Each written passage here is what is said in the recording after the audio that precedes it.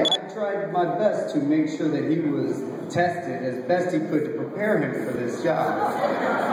But I will tell you that my dad has always been a guy who has loved Louisville, stood firm on his values, was committed to making the community around him a better place. Not just for him or for his colleagues or his peers or his contemporaries, but for everybody, regardless of what percentage they might be in.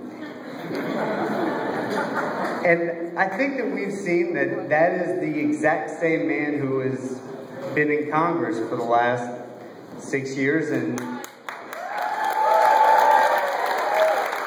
now we've got 2 more years. That exact same guy, that caring, wonderful Louisvillian. There are a lot of things that are unique and special about being the son of Congressman Yarmuth. And the most special one to me is that for 3 years now, I've been the one who's been able to introduce him. And to be able to present, to introduce the man who Louisville has entrusted their representation in Congress, a man who will listen to every single one of us, whether it's his son or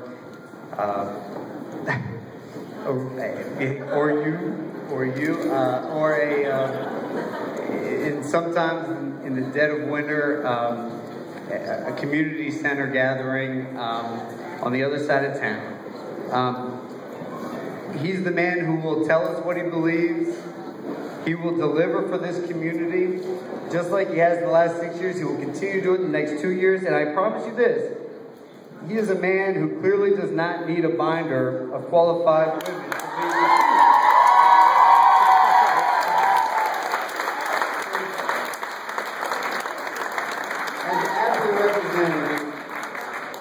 could not ask for a better staff. He will praise them more than anybody, and they all deserve it because they are the best. I want you all to help me welcome my dad, Congressman Awesome, Dad Awesome.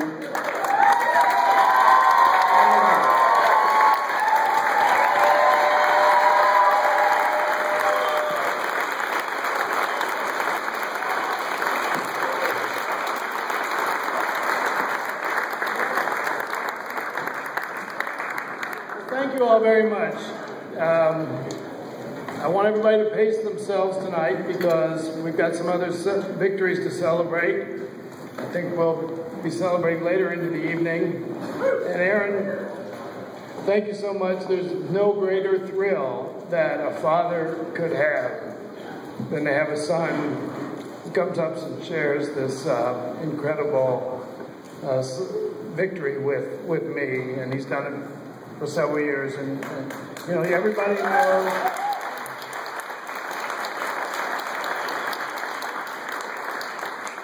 Everybody knows, going back to my columns written about Aaron many years ago, what a relationship we have. So this is very, very special. You know, 4 years ago, this country chose change, and we've been offered this year the opportunity to go back. Tonight's the night we say, thanks all the same, Governor Romney. We'll keep the change.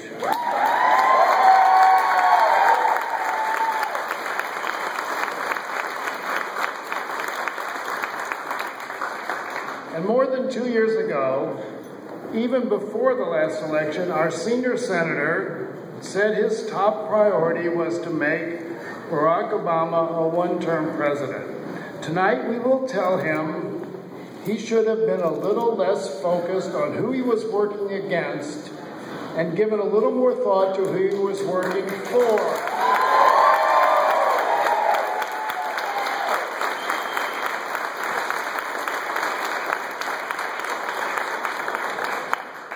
And we might have to remind Senator McConnell again, in 2 years, he was supposed to be working for you, the American people, for Kentuckians, for Louisville. Now, before I get into most of the message, I want to thank a lot of people. First of all, I want to thank Brooks Wicker for putting himself forward in this campaign. He called me a little while ago. He was very gracious. And I also want to thank Bob DeFore for putting himself forward. It is not an easy thing in this day and age with cell phones and cameras everywhere. No matter what you say, you're on every minute of the day. To put yourself forward in this environment is really, really a special thing. And I want to thank Brooks Wicker and Bob DeFore for doing that. And yes.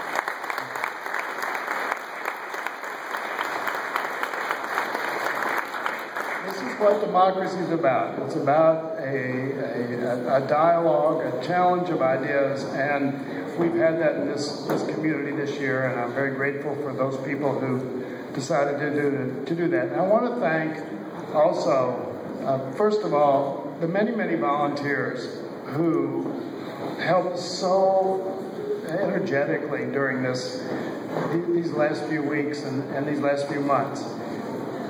People have really given of themselves. I want to thank Bill Ryan, Chairman of the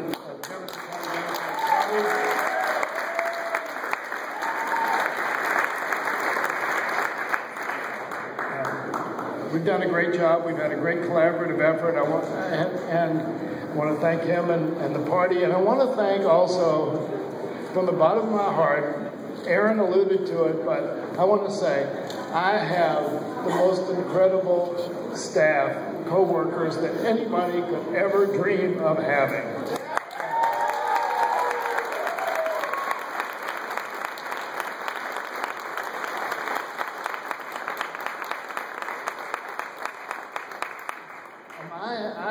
I have men and women on my staff, mostly women.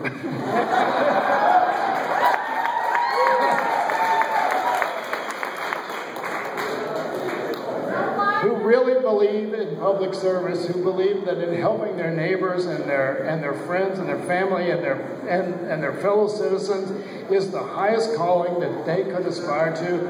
And you know, people don't realize this, but everybody on my staff, both in Washington and in Louisville, is from Kentucky. I have one person on the staff who's not from Louisville. She's from Versailles, but we love her anyway. But I want you to know how rare that is in Washington. I mean, there's so many offices in Washington who have professional staff that go from office to office to office, and they don't really have a real connection to the people they serve. Everybody in my office has a connection to the people they serve. These are the people they love and they've grown up with and they care for. And that makes a difference. And believe me, they make me look good every day, and I'm so grateful to them. Okay. Let me say this. This is the best job in the world. There is simply nothing better than taking your fight to Washington and then coming home to tell you that we've done it. We've made college more affordable for working families.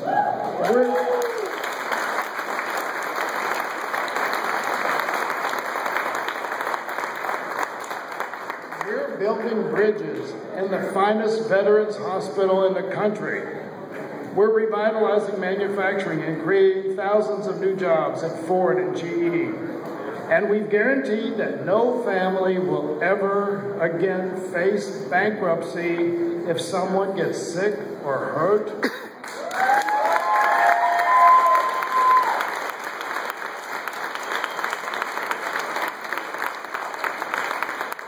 Or denied coverage because of their health history. We've gotten funding for cancer research and for job training. I mean, we have done things which are going to empower Louisvillians and Kentuckians to realize their potential. And I can't tell you how much it means to me, not just that you've stood with me these past 6 years, but that you've said to me today, you want to keep going. My supporters are the best in the world, and I'm so grateful for all that you have done. Again, to my staff,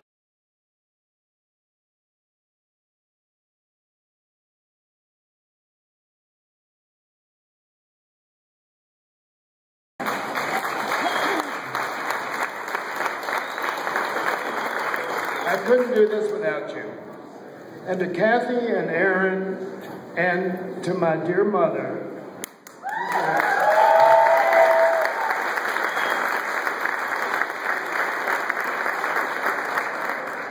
I couldn't ask for more from my family. I know this isn't always easy, but from looking at you all, it seems to have worn okay. My mother had a little bit of an incident earlier this year. She's one tough lady.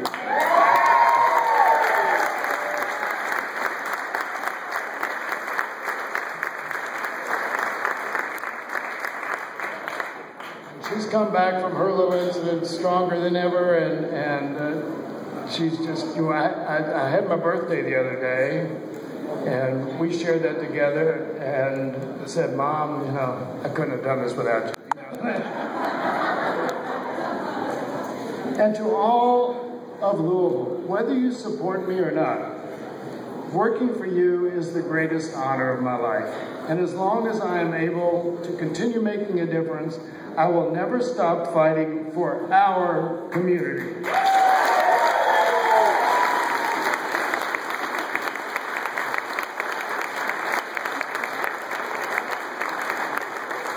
I've never been one to sugarcoat things, and I won't tonight. This Congress has not made progress any easier. 2 years ago, Senator McConnell and his band of partisans decided to try an experiment. Deny the president at every turn in order to defeat him on Election Day. They stopped Congress in its tracks. They put victory for their party before progress for the country. At a time when our precarious economic recovery demanded that we work together. Well, the experiment failed. Tonight, we reject Senator McConnell's scoreboard politics.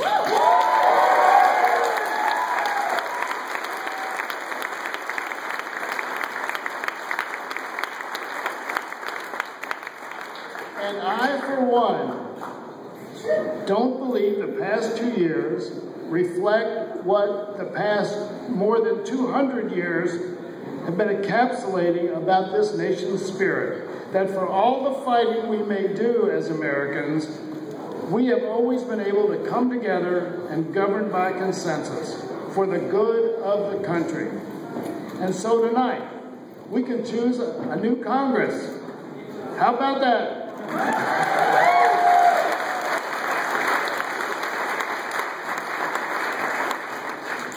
And the choice I hope we make isn't the false choice between strengthening our social safety net or reducing our debt. This moment is bigger than Big Bird and birth certificates,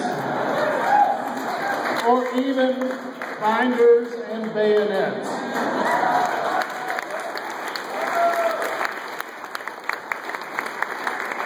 This moment is about where we go after we leave that noise behind. This is the moment when we decide to confront our problems and their solutions together with the depth of thinking and willingness to compromise that complex problems demand. There have always been extremes on both sides, but in this Congress, a large part of the Republican Party embraced extreme ideology and wasn't willing to compromise on anything. I'm sorry if that sounds partisan, but to be blunt, facts aren't always balanced. And we saw clearly what happens when rigidity and political victories are given priority over progress for the American people.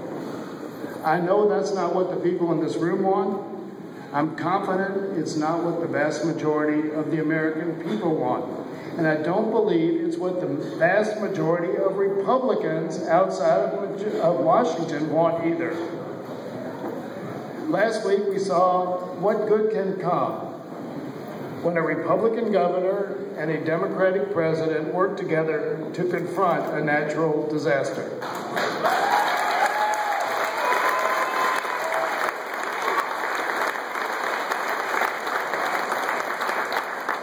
4 years earlier, we saw Democrats and Republicans respond to a financial emergency and build a floor under the crumbling economy. But it shouldn't take a catastrophe for us to sit at the table together. I don't think it's going to be that way much longer. By the end of this night, Democrats will have gained ground in the House of Representatives, at least maintained our advantage in the Senate,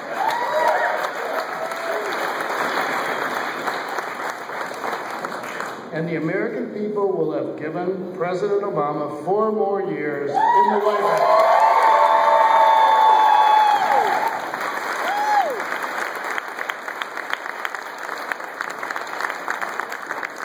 Across the river, the extreme right decided a few months ago that they didn't want Indiana represented by a Republican senator who was willing to compromise with Democrats to get results for the American people. Fine. Now Indiana is going to be represented by a Democratic senator who's willing to compromise with Republicans to get those results.